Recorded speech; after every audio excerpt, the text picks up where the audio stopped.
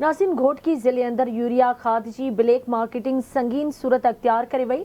सारियुनि ऐं कपह जो फसल लहण बाद मार्केट में पहुंची वियो आहे, पर गैर कानूनी कटौती के रोकण लाइ इंतजामिया के भी कदम न खया। वधिक तफ़सील ॿुधाइण लाइ असां सां वीडियो लिंक ते मौजूद आहे आवाज़ न्यूज़ रिपोर्टर लतीफ़ वसीर। जी लतीफ़। जी बिल्कुल, एक दफ़ो ॿीहर घोटकी ज़िले अंदर खाद जूं फैक्ट्री होने बावजूद जेका ब्लैक मार्केटिंग जो सिलसिलो शुरू थी वियो आहे। यूरिया जेका ब्लैक ते विकिरो कई पई वञे, उन सां गॾोगॾु जेको फसल आहे आबादगारनि जो जॾहिं लही मार्केट में पहुतो आहे, गैर कानूनी कटौती कई पई वञे। अचो तिन हवाले सां आबादगारनि सां ॻाल्हि ॿोल कयूं, उन्हनि जो छा चवणु आहे।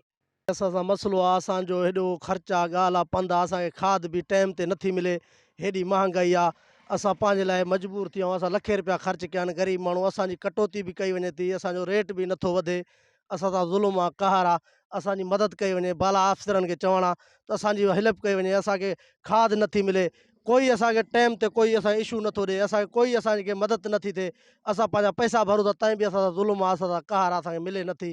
असां ते अज़ाब में अची विया आहियूं। असां जेतिरो फसल कयो आहे, जेतिरा पैसा असां इन्वेस्टमेंट कया आहिनि, असांजा बेफ़ज़ूल विया आहिनि।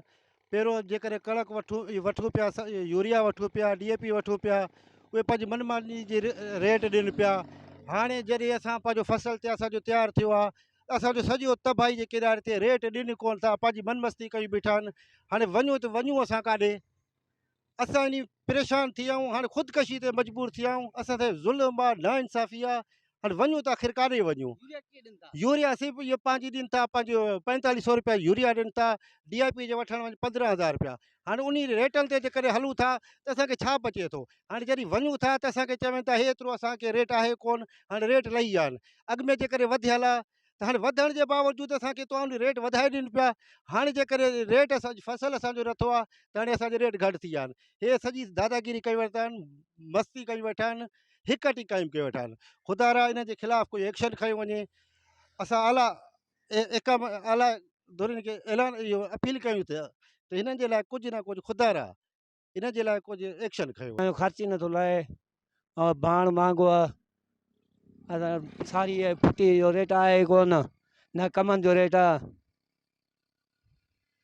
ॻाल्हि इहा आहे त असां वटि अलाह जी जेको आहे, अलाह जो शुकुरु आहे, असांजे जेको आहे मीरपुर माथेलो में 2 फैक्ट्रियूं आहिनि। हिते FFC आहे ऐं एंग्रो आहे ॾेरकी में। सो आबादगार खे उहा उपत नथी मिले। जेको आहे हर माण्हू जेको आहे पंहिंजी माना पब्लिसिटी करे थो, ऐं जेको आहे खाद जा अघु, दवाउनि जा, फ़सुल महांगा थी विया आहिनि ऐं ग़रीबनि जो ख़र्चु नथो लहे। इहा वॾो ज़ुल्म आहे साईं, किसान सां तमामु ज़ुल्म आहे।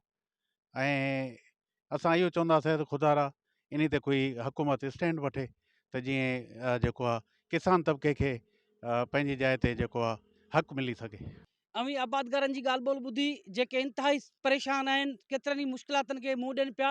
होॾां DC घोटकी जे मां ॻाल्हि ॿोल ॿुधी, हुनजो चवणो हो त अंगारे खां जेको आहे हीअ डीलर्स आहिनि जेके उन्हनि ख़िलाफ़ु क्रैकडाउन कयो वेंदो।